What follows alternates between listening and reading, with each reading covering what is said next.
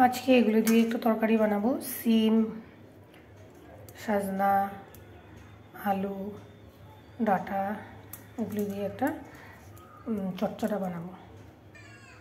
তেল গরম হয়ে গেছে, তেলের মধ্যে কালি জিরা,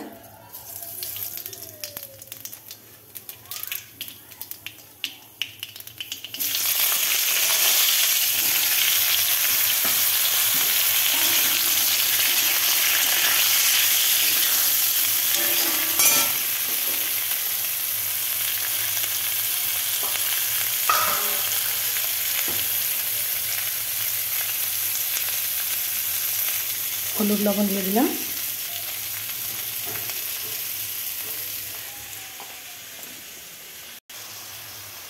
মরিচ বাটা দিয়ে দিলাম,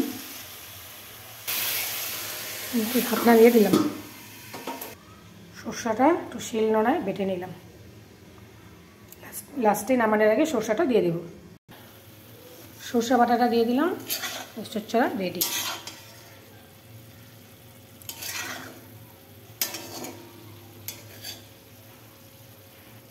এই চচ্চড়াটা ভাত দিয়ে খেতে খুব টেস্ট হয়। সরষা বাটা, সরষার একটা ধাক আছে, খুব টেস্ট হয় খেতে।